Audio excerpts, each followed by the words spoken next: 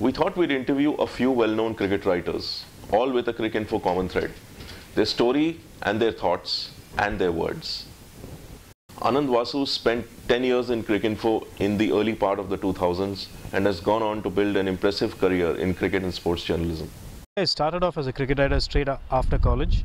I had just finished a bachelor's degree in physics from Loyola College in Madras, and I had the summer to myself because I wasn't sure whether I was going to do a master's. And I heard from a friend of mine that they were doing some interesting things in Cricinfo. This was in '99, so the web wasn't really that popular. We used it for Hotmail and things like that, but not much beyond it. So it seemed like an interesting way to kill the summer, which is when I walked into the Cricinfo offices and did an interview, and then they said, can you start tomorrow, kind of thing, because they were also just setting up at the time. And I joined them for what should have been a 2-3 month endeavor, but I stayed with them about 10 years. Obviously the master's degree never got done.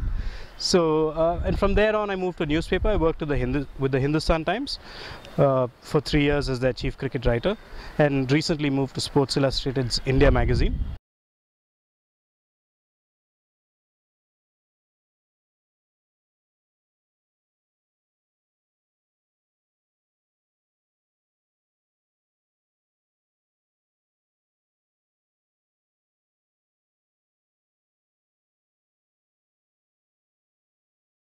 To say that it's cricket is one topic, but within cricket there's just so much to do. Just as the game keeps changing, you also keep changing as a person who's covering the game. The kind of demands of a journalist have changed dramatically in the last 10 years with how television now covers things, news channels, and with the number of experts, former cricketers there are in your live coverage and broadcast, to the analysis shows on television, to columns in newspapers. The manner in which cricket is consumed has changed so much.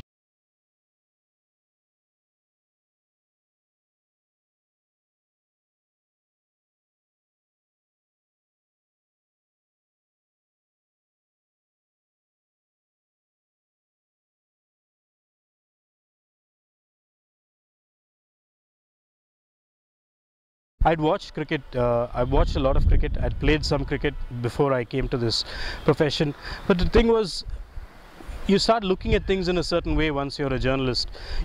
When you're looking at a passage of play, when you're looking at a game of cricket, you're automatically thinking about how you're going to write about it at the end of the day, or when I was working in a website, at the end of an hour perhaps. So you look for certain cues, you look for certain passages, you look for this certain kind of ebb and flow that's happening, and you can't really detach yourself completely from the nitty-gritties. Otherwise, when you're at a cricket ground as a fan watching, sometimes you don't know what the score is for half an hour. Someone's batting well and you don't look at the scoreboard, you don't care. You're not thinking, should he now be replacing this bowler with someone else? Or you're not thinking, if only this batsman can keep it going for another couple of hours, then it may be different. Whereas as a journalist, you're trained to pick up certain points, to try and think like a captain. You try and think of why someone did a certain thing rather than just enjoying it for what it is. So I think that fundamentally, being a journalist fundamentally alters the way you watch a game. So it's different for me now when I watch an India game, when I watch an international game not involving India, and when I watch a Ranji Trophy game or an under-15 game. First of all, there's so much invested in an India game in that it's not so much a question of India winning, but since you're looking at, as a journalist working for an Indian publication, you're looking at the game through the Indian team's eyes a lot. The most fun games for me now are Ranji Trophy games and age group under-19 games and things like that, because it's only about cricket at that level. Dileep Premachandran is one of the most prolific cricket writers in India today and the world. His Cricinfo past merges quite seamlessly with his consultant present as he travels the world writing for different newspapers and publications. I grew up in the north of England. 6 years, my dad was working there, so yeah, I love football the most probably because of that. Where are you from? Kerala, deep south. You can't grow up in India and not love cricket. I studied engineering. Didn't really want to end up working in that. Asked myself what my options were. There really weren't too many. The one thing I loved to do was to write. And being a lazy guy who loved watching sport, I figured would be an ideal combination to be paid to watch sport and write about it. So luckily for me it worked out. It's been about 12 years now, and let's see how much longer it goes.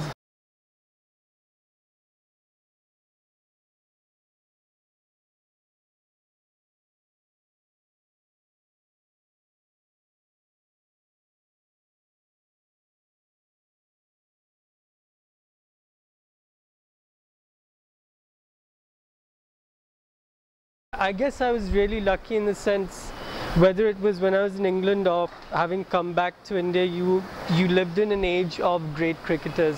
Not just people who had the numbers, but huge personalities as well. I mean, Viv Richards, Botham, Kapil, they were larger than life in every sense.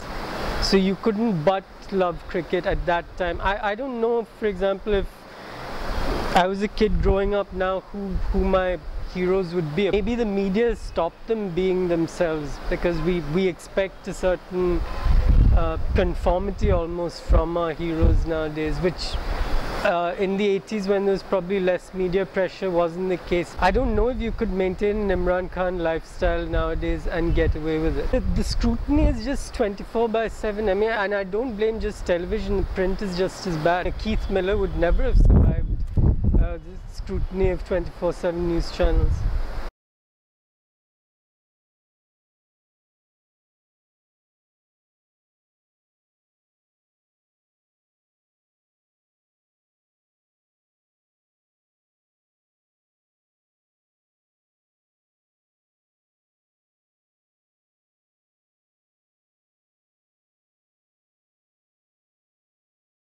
I do not cover one-day cricket anymore unless it's a World Cup or a Champions Trophy. I do try and cover every single test match that India play, because I still find as a writer that's what gives you the more interesting themes to write about. I've been fortunate in that sense with respect to both Cricinfo and the other people who've employed me. To a large extent over the last few years, I've done comments based on what's happened rather than straight ahead reportage. So you can sort of build a story around a player of the day, or say an incident that turned a match. Your chance of being read or appreciated, I think, goes up when you have the opportunity to focus on one particular thing rather than 100 different things.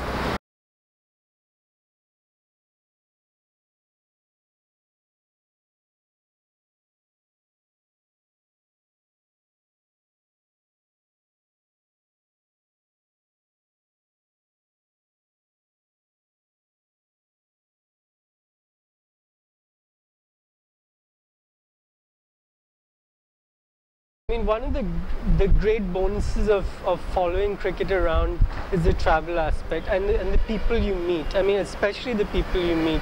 Like, I've been coming here for well over a decade now, and you meet the most fascinating people in the stands at Chepauk. I mean, I've met old men who watched Neil Harvey bat, who watched Sir Garfield Sobers, and the number of anecdotes that they come up with and the stories that they have are just mind-boggling. Andrew Miller and I, my UK editor for Cricinfo, we were in Barbados for the World Cup in 2007, and there was a cab driver there who could literally describe every shot that Lawrence Rowe played when he made 300 against England in '72. And there were moments when we'd be having a conversation in the back seat and he would interrupt to say that, oh, actually he didn't make 171, he made 178. So which was quite humbling in a sense, because there are so many people out there who love this game so much, and probably a lot of them know more than you.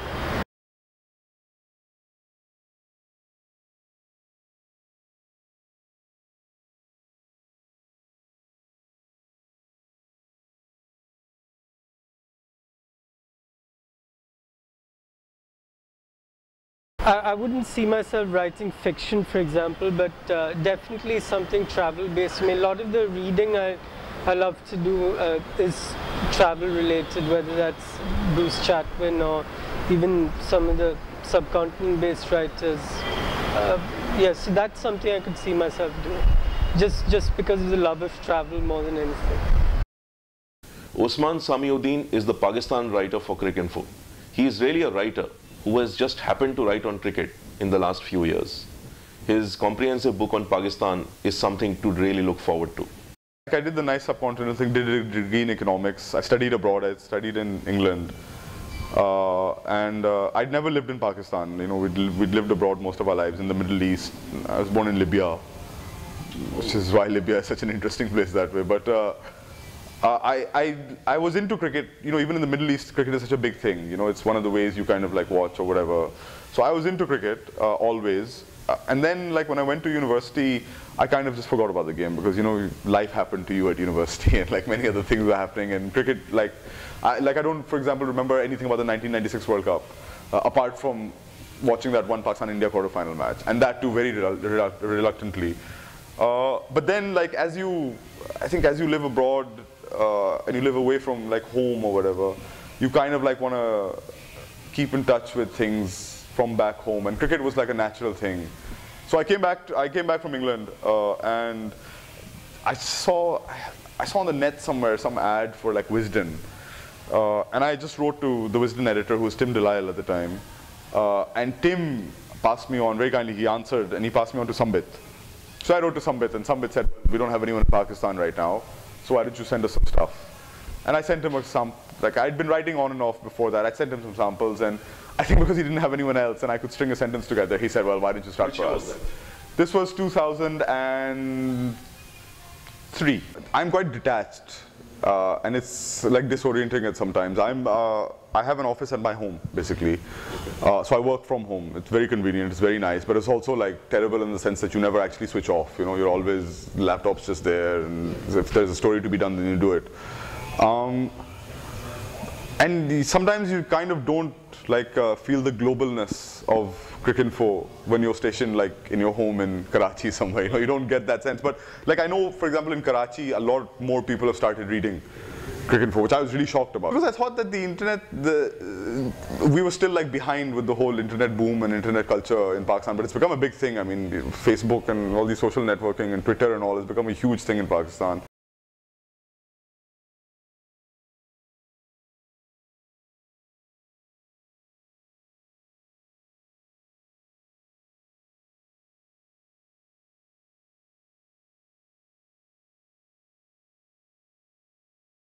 I've always taken the point of view that when you go into like a day's play or a match, then basically you have no idea what you're going to write about until something like comes out and says, okay, if it's an innings, if it's a catch, if it's any little incident or whatever. So I guess that if you look at it that way, then you keep your mind open to like any kind of piece on any kind of thing.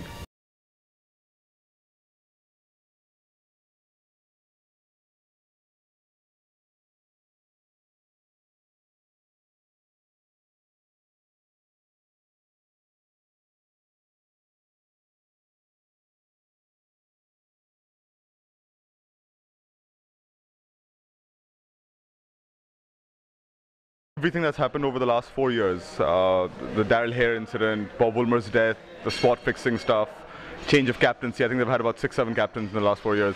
I think that's kind of, you know, with everything else going around in the country, I think that's kind of probably pushed cricket sort of even closer and even more sort of snugly into the bosom of the country. I mean, every result now in Pakistan, whether it's a win or a loss, if it's a win, then it's celebrated with sort of greater fervor, and if it's a loss, then there's more sort of angst about it. And I think it's because cricket is one of the things that ties Pakistan to the international community, and when Pakistan do well, then people really kind of sort of come round and, you know, get really happy. So I think, you know, more than anything, it's just brought the game closer to society in general. It is ironic, but it's also, I guess, logical, because, you know, I think it shows how important the game is and how deeply kind of embedded it is into the soil, really the soil of the land. The average Pakistani fan is so cynical about the way the game is run, and that's such a part of the way they think about the game, that I don't think a win will deter that. The reaction to everything will be that they've won despite all the problems that they've had outside, all the problems that they've had in the game, all the problems with the administration, they've won despite this. And I don't think, you know, the cynicism that Pakistan has for public figures generally, and I'm talking about administrative figures, like, you know, whether it's the PCB or politicians, I think that cynicism is so deep. I mean, they won the World T20 in 2009, and I don't think it changed anyone's opinions about the way the game is run. They still thought, you know, that Ijaz Butt is basically a joker, that the board is, you know, not doing the best it can, it's doing a bad job, and so on. So I think that focus essentially will stay on, you know.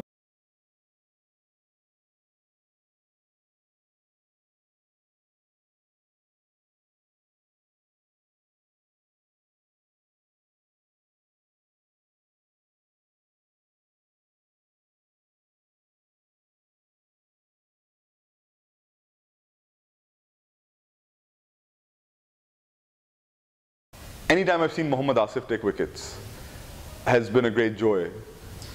Just because, and not because he's Pakistani, you know, mostly because of the kind of bowler that he was. And the saying was, that's so sad, right? Yeah, it is sad. I feel sadder for him for him sort of, you know, not being in the game anymore than I do for Amir, because Asif, and I guess it is a Pakistani reason in a sense, because Asif is a kind of bowler that Pakistan's never had. You know, we've had like sort of great macho fast bowlers, reverse swing, break your stumps, break your face, that kind of stuff. We've never had a guy like Asif who actively thought batsmen out and, you know, worked along those lines. He was an immense brain on bowling, Mohammad Asif, you know, having spoken to him a few times, absolutely like, unlike any Pakistani bowler, you know, I could think of maybe Sarfraz Nawaz who would come to that kind of level, but even that, Asif was beyond that. So anytime Asif was taking wickets, and in the middle of a good spell, I love watching it, and it's probably sort of brought me greater joy than anything I can remember offhand.